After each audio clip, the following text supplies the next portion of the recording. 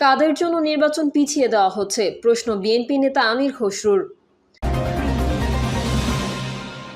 লন্ডনে ডক্টর ইউনূসের সঙ্গে টিউলিপ সিদ্দিকের সাক্ষাতের কোনো সম্ভাবনা নেই।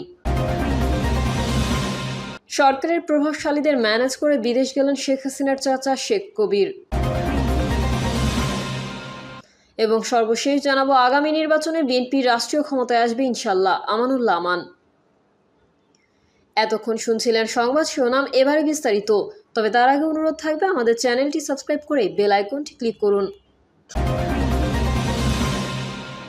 কাদের জন্য নির্বাচন পিছিয়ে দেওয়া হচ্ছে, প্রশ্ন বিএনপি নেতা আমির খসরুর।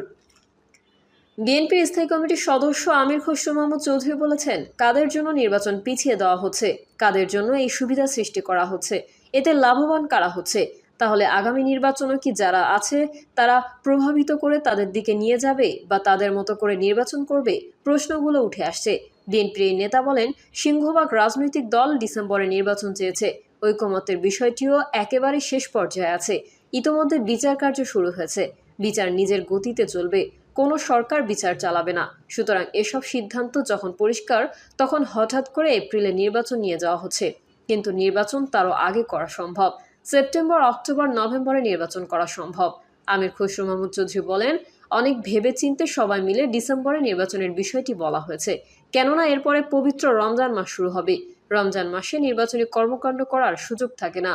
এরপর আবার পরীক্ষা, আবহাওয়া, কালবৈশাখী মিলিয়ে সব সম্ভব হবে না। ফলে এ সময়ে নির্বাচনী দিনক্ষণ ঠিক করার পেছনে কি কারণ, সেটা নিয়ে প্রশ্ন উঠেছে। এপ্রিলে নির্বাচন কাদের স্বার্থে, সেই প্রশ্ন তুলে আমির খসরু মাহমুদ চৌধুরী বলেন, দেশে যখন একটা নির্বাচিত সরকার থাকে তখন একটা বিশেষ সময় নির্বাচন হয়, একটা সময়সীমার মধ্যে নির্বাচনের দিনক্ষণ ঘোষণা করা হয়। এখন নির্বাচিত সরকার নেই, সংসদ নেই, সেই ক্ষেত্রে আপনার এটা করতে হলে সবার ঐকমত্য ও মতামতের ভিত্তিতে করতে হবে। মতামত সৃষ্টি হয়েছে ডিসেম্বরের পক্ষে, সুতরাং যে মতামত সৃষ্টি হয়েছে সেটির বাইরে গিয়ে এপ্রিলে নির্বাচন কেন, এটি এখন প্রশ্ন। এটি কাদের স্বার্থে, অন্য কোনো চিন্তা আছে নাকি? লন্ডনে ডক্টর ইউনূসের সঙ্গে টিউলিপ সিদ্দিকের সাক্ষাতের কোনো সম্ভাবনা নাই। যুক্তরাজ্যের সাবেক সিটি মিনিস্টার টিউলিপ সিদ্দিকের সঙ্গে লন্ডনে সফররত বাংলাদেশের অন্তর্বর্তীকালীন সরকারের প্রধান উপদেষ্টা ডক্টর মোহাম্মদ ইউনূসের সাক্ষাতের কোনো সম্ভাবনা নাই, বিষয়টি নিশ্চিত করেছেন প্রধান উপদেষ্টার প্রেস সচিব শফিকুল আলম। দৈনিক ইনকিলাবের পক্ষ থেকে তার সাথে যোগাযোগ করা হলে প্রেস সচিব বলেন, বর্তমানে ঈদের ছুটিতে অফিস আদালত সব বন্ধ, সুতরাং টিউলিপের কোনো চিঠি আমরা পাইনি, সরকার বিষয়টি জানেও না। তবে তিনি লন্ডনস্থ বাংলাদেশ হাইকমিশনে চিঠি দিতে পারেন, আমরা সেটা জানি না। ইতোমধ্যে লন্ডনে হাইকমিশনারের কাছে দেওয়া টিউলিপের চিঠিটা আমাদের হাতে এসেছে, যেখানে টিউলিপ সিদ্দিক চিঠির দ্বিতীয় প্যারায় সারা বিশ্বের একজন খ্যাতিমান অর্থনীতিবিদ হিসেবে ডক্টর ইউনূসের প্রশংসা করে লিখেছেন, আপনি যখন এখানে অবস্থান করবেন তখন আমি আপনাকে হাউস অফ কমন্সে দুপুরে খাবার বা বিকেলের চা খেতে আমন্ত্রণ জানাচ্ছি। জনসেবার প্রতি আমাদের আবেগ এবং অঙ্গীকার রয়েছে এবং আমরা যারা যথাযথ প্রক্রিয়া, সুশাসন এবং আইনের শাসন রক্ষা করার চেষ্টা করে চলেছি তাদের জন্য এটি একটি চ্যালেঞ্জিং সময়। টিউলিপ লিখেছেন, আমি আশা করছি আপনার মতামত শুনতে আকর্ষণীয় হবে এবং ট্রেজারির অর্থনৈতিক বিষয়ক সচিব থাকার কারণে অর্থনৈতিক ও সামাজিক উন্নয়নের উপর আপনার ঐতিহাসিক কাজের প্রতি আমি সবসময় আগ্রহী। টিউলিপ সিদ্দিক বাংলাদেশের সাবেক প্রধানমন্ত্রী শেখ হাসিনার ভাগ্নি, তার বিরুদ্ধে বাংলাদেশ দুর্নীতির অভিযোগ উঠেছে। অভিযোগ রয়েছে তিনি সাবেক প্রধানমন্ত্রী শেখ হাসিনার শাসনামলে ক্ষমতার অপব্যবহার করে সুবিধা ভোগ করেছেন। তার খালা শেখ হাসিনার বিরুদ্ধে সম্প্রতি মানবতা বিরোধী অপরাধের জন্য তার অনুপস্থিতিতে বিচার শুরু হয়েছে। দুদক দাবি করছে, টিউলিপ বা তার মা ক্ষমতার অপব্যবহার ও প্রভাব খাটিয়ে অবৈধভাবে 7,200 বর্গফুটের একটি প্লট পেয়েছেন। টিউলিপ সিদ্দিক এসব অভিযোগ অস্বীকার করেছেন। তার আইনজীবীরা অভিযোগগুলোকে রাজনৈতিক উদ্দেশ্য প্রণোদিত ও ভিত্তিহীন বলে উল্লেখ করেছেন। তিনি দাবি করেছেন, এসব বিষয়ে তার সঙ্গে বা তার আইনজীবীদের কেউ এখনও আনুষ্ঠানিকভাবে যোগাযোগ করেনি।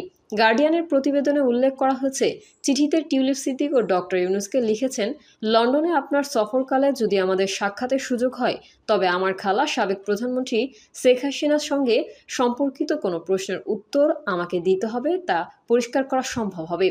চিঠিতে টিউলিপ সিদ্দিক ডক্টর ইউনূসকে লিখেছেন, লন্ডনে আপনার সফরকালে যদি আমাদের সাক্ষাতের সুযোগ হয় তাহলে এই বৈঠক ঢাকার দুর্নীতি দমন কমিটির সৃষ্ট ভুল বোঝাবুঝি দূর করতে পারে, যেখানে আমার খালা ও সাবেক প্রধানমন্ত্রী শেখ হাসিনার সঙ্গে জড়িত কিছু প্রশ্নের জবাব দেওয়ার প্রয়োজন আছে বলে ধারণা করছি।